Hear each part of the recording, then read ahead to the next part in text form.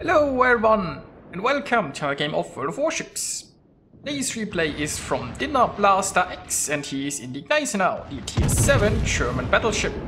He is on map estuary in a 4-point domination game mode, and it's a Tier 8 battle. There's a carrier, there's plenty of destroyers, and well, I think this Atlanta is the only raider. So the enemy Atlanta just charged headlong into A-cap for whatever reason. And he is finding out the hard way that a cruiser should probably not do that. So he's desperately trying to escape into the smoke from one of his destroyers. And that didn't work out so well for him. So, good start. Now, the enemy team managed to get the A-cap. So an Atlanta charging like this obviously had the friendly destroyers retreating, because they didn't want to get radared. This gave the enemy enough time to actually take the cap. Now at the D side, it's not looking too bad for the friendly deployment there, I suppose. But we will have to see. Now over here, this Massachusetts looks like he might be trying a very aggressive move. DinnerBlaster here is ready to support anything like that, it looks like. And there is also a Bismarck coming along the way. So definitely a strong brawling force the friendlies have here, like Massachusetts has very good secondaries, so does the Bismarck, and well, like Gneisenau is obviously a very good brawler as well. The thing is, the enemy team does also have a Bismarck, they have a Tier Pits, and they seem to have a Warspite, and backed up with at least 2 destroyers. And well, you know, pushing into destroyers is a risky business. So I feel like that Massachusetts should probably try to hold position here. Possibly try to, well, I mean, he probably already pushed a little bit too far, because he has left any cover here. Now if you're leading a charge like this, you're probably getting wrecked pretty hard. Because while battleships are obviously meant to absorb some damage for the team, there is a limit to what they can absorb. And yet it's like 3 destroyers here and still 2 battleships around. So DinnerBlaster is taking it a little bit safer. He looks at Massachusetts and is probably thinking to himself, you know what? I don't want to end up like this. Now there's a Warspite who is kind enough to show broadside. Well, that could have gone better, but okay amount of damage, I suppose. And yeah, as we can see by that smoke screen here, the enemy destroyers are probably prepared to torp the shit out of any battleship pushing in here. And there is 3 destroyers that we know of on this side of the map. And that's probably a lot of torpedoes. So, you know, well, okay, the Leningrad is over there, so it definitely has to dodge Icarus torps. And there's a possibility of the air. Well, I'm not exactly sure how to pronounce the ship name, I guess. But anyway, not the best torpedo ship out there. But we never know if he is lurking around an island here.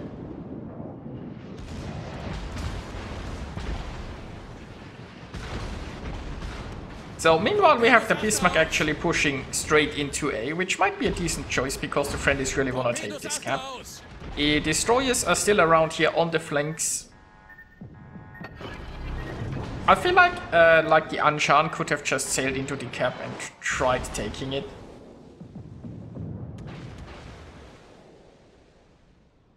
But we will see. Maybe a friendly destroyer gets some torps into a battleship here, but the battleships aren't really that close. That Bismarck seems to be going down with regular shells anyway, and the Warspite is in retreat. At least with the friendly destroyers here, they can possibly spot some incoming torpedoes and prevent the enemy destroyers from getting too close, so that's the good news. But I feel like the Bismarck could certainly use some help capping over there. Now, meanwhile, it looks like the friendly assault at the D side isn't going too badly. Now, I'm questioning why the friendly ships aren't... Well, I'm questioning why the Mars is so aggressive. I suppose he wants to hydro that Benson, but he could have just stayed more on the friendly side and tried to take this cap, I feel like. But anyway. So, the friendlies are 1 ship behind, and they are behind on points and caps currently, but they hopefully will soon be able to flip A. And maybe they can get that Warspite before it escapes. Maybe they can also get the destroyer around here. Now the Bismarck is trying to put as much distance between himself and the destroyers as he can, I think, while staying in the cap.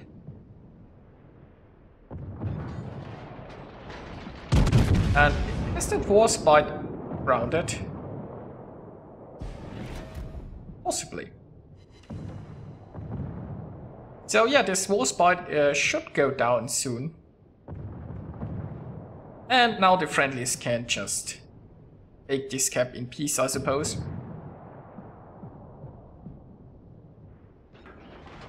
Or maybe the Warspite will actually escape. That would be a shame.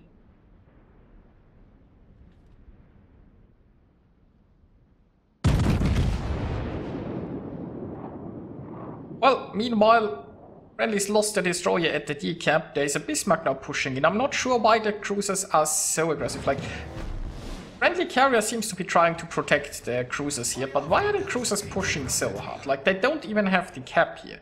So why are they pushing beyond it? They should be staying further back, like closer to the Bismarck, closer to some islands in here, and probably try to cap D, maybe with the Belfast smoke. But anyway. So the Warspite managed to sneak away. It was on pretty low health, but of course battleships will heal some of that back if you leave them alone for too long. And that's exactly what happened. Now we know there is a destroyer here behind that's sneaking along the zone wall here. I'm not sure if there is much point in trying to hunt down a destroyer. Destroyers are just fast and sneaky. So definitely not a job for a battleship. The friendly destroyers could try to turn around and do something about that. But the friendly team could also just push into the sea cap. The added benefits of pushing into the sea cap are that they will help, like the friendly cruisers that are back on the right side, are getting some shots in the enemies here. Of course, if the friendlies here can sink that Warspite first, that would be rather helpful. Because it would protect the friendly's flanks when they push into sea.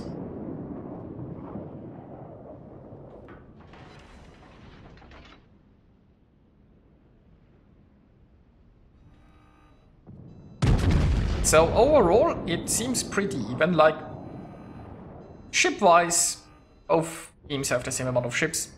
And it might just switch in the friendly's favor when they sink the Warspite.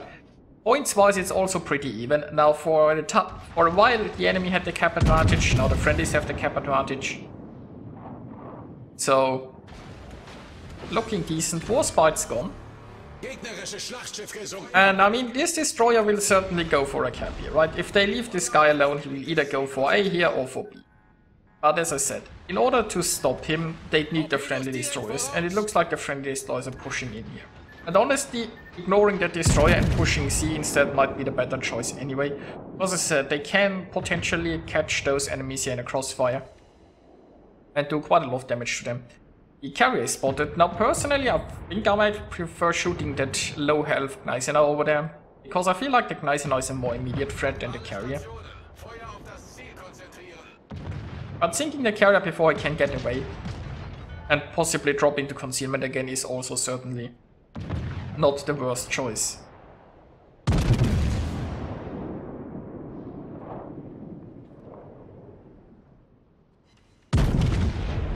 So Pierre turret has nothing better to do, so he tries to get a shot in on the destroyer. If he could delay that cap, it would certainly be helpful. And Gneisenau is getting low. So he's trying to prioritize sinking that Gneisenau over shooting that Lexington further, but the team has managed to do that anyway. So now back to the Lexington. Also keep in mind there is a Leningrad in here, so he's kind of pushing into that Leningrad right now. Which would end up... Oh, the Leningrad's over there, and it looks like the Leningrad might be stuck against an island. Wouldn't that be inconvenient for the Leningrad? Now personally I would prioritize shooting the destroyer here, because the destroyer is a much more immediate threat than the carrier. It looks like he's dodged one salvo of torps. Is there another coming? Well, potentially. Now his secondaries are certainly going for the Leningrad, but it would go a lot faster if he'd shoot her with primaries too. And for some reason the Leningrad seems to remain stuck against this island, so he might even be able to torpedo this guy.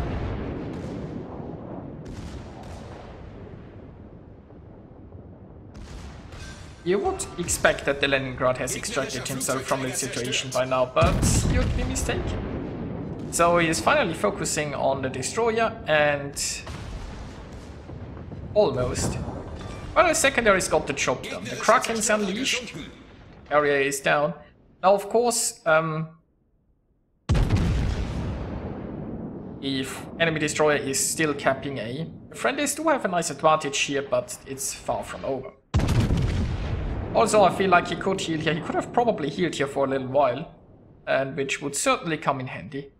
Now, it's not looking like this is going to be that close of a match right now, but I'd prefer to keep my health, like, high, let's put it like this.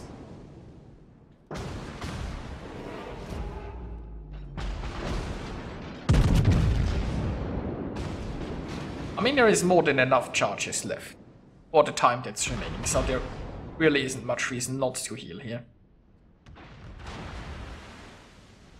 Now, the enemies are taking the B cap and there is the heal. So, basically the friendlies are losing the last cap they have. The friendly carrier is trying to interrupt this Benson, so this might work. Benson can obviously just smoke, and US destroyers have a very long-lasting smoke. So if the Benson just sits in smoke, he'll probably just can cap this out. Now DinnerBlaster here is in a bad situation because he is getting spammed by high explosive from destroyers he can't see. Well, I guess he can see one now. Not sure how good that will do. But he definitely can't take this cap right now. Because unfortunately he's getting interrupted non-stop.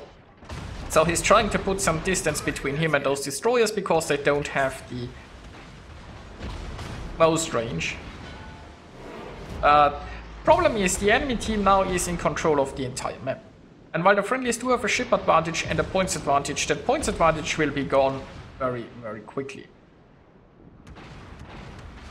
So unfortunately, 2 fires are burning right now. He damaged con 2 fires earlier, he got 2 fires again, so not much to be done about it. There is still a plane around here spotting him. But I think he might be far enough away that the destroyers can no longer shoot him. Of course, the Monarch could take an interest in him, and that might be bad. And look at that, the Monarch just shot him and set another fire. On the bright side, the heal is almost ready, and there goes the heal.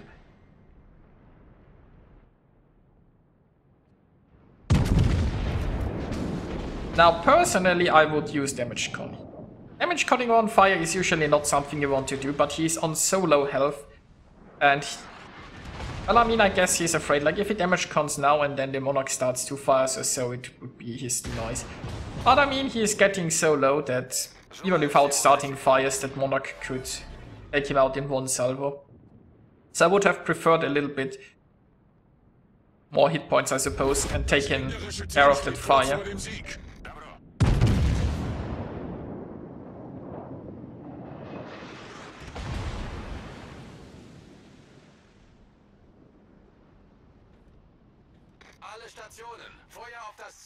Now he could try to drop into concealment here and wait for another heal to get ready. It's a bit unfortunate that all of the other friendly ships are inside the same cap circle. Like those destroyers, it looks like they are glued together or something, I don't know. Maybe there is an invisible chain between them, because even though it would make a lot of sense for them to split up, they just kind of refuse to do so. Like, they definitely don't need 2 destroyers sailing to A there to cap. Now the enemy team has almost overtaken the friendlies at points, despite the friendlies significant ship lead. So if the friendlies aren't careful, the enemy team will just reach 1000 points like this. So the enemy's focus should certainly be on staying alive and defending a cap or two. Like worst case for the friendlies would be if all of those ships sail to A. Because then the enemy team can easily hold on to 2 caps and maybe just tick up to 1000 points and win this way.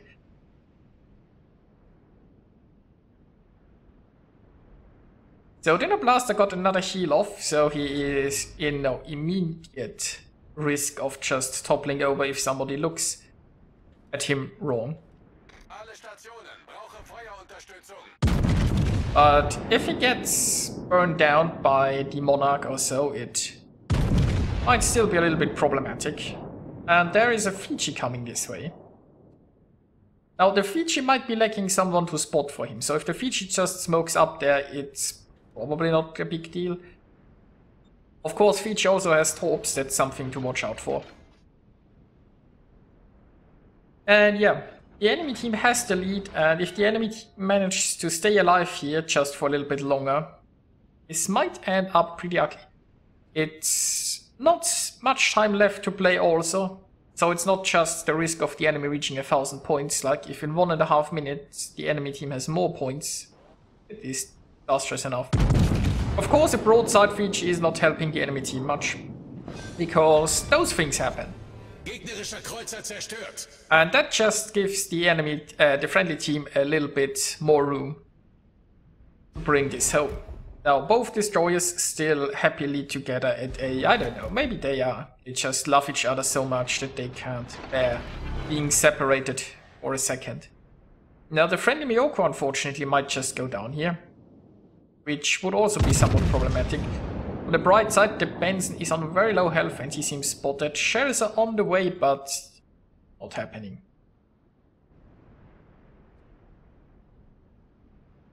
But hey, the Miyoko survived, the enemy battleship is gone. Yeah, at this point it's hard for the enemies to pull this back, because that Benson is on so low health and the carrier is spotting him. So it should be a win. And it is indeed.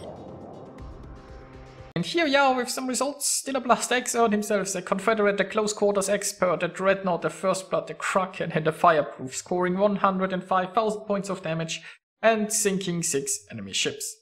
So I hope you enjoyed it, and I'll see you guys next time.